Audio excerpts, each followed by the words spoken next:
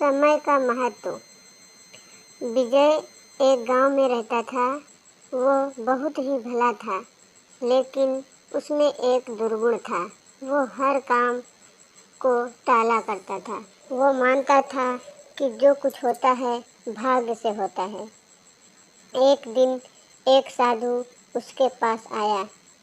विजय ने साधु की बहुत सेवा की। विजय की सेवा से खुश होकर साधु ने पारस पत्थर देते हुए कहा, मैं तुम्हारी सेवा से खुश होकर बहुत प्रसन्न हूँ, इसीलिए मैं तुम्हें ये पारस पत्थर दे रहा हूँ। 7 दिन बाद मैं इसे तुम्हारे पास से ले जाऊँगा। इस बीच तुम जितना चाहो उतना सोना बना लेना। विजय को लोहा नहीं मिल रहा था। अपने घर में लोहा तलाश किया।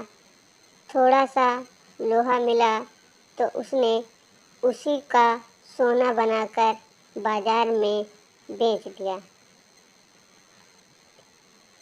और कुछ सामान ले आया। अगले दिन वो लोहा खरीदने के लिए बाजार गया तो उस समय लोहा महंगा मिल रहा था। यह देख विजय घर लौट आया। 3 दिन बाद वो फिर बाजार गया तो उसे पता चला कि इस बार और भी लोहा महंगा हो गया है। इसीलिए वो फिर बिना लोहा खरीदे ही वापस लौट आया। उसने सोचा एक दिन तो ज़रूर लोहा सस्ता होगा। जब सस्ता हो जाएगा तभी खरीदेंगे। ये सोचकर उसने लोहा खरीदा ही नहीं। 8वें दिन साधु पारस पत्थर लेने के लिए उसके पास आ गए।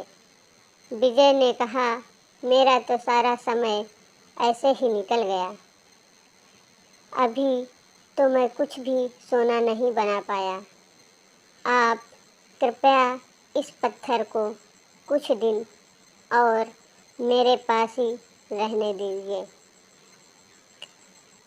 लेकिन साधु राजी नहीं हुए। साधु ने कहा, तुम्हारे जैसा आदमी जीवन में कुछ नहीं कर सकता। तुम्हारी जगह कोई और होता तो अब तक पता नहीं क्या क्या कर लेता। जो आदमी समय का उपयोग करना नहीं जानता वो हमेशा दुखी ही रहता है। इतना कहते हुए साधु महाराज पारस पत्थर लेकर चले गए।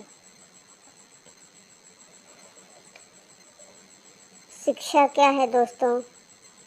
यही है कि मित्रों, जो व्यक्ति काम को टालता है, समय का सदुपयोग नहीं करता है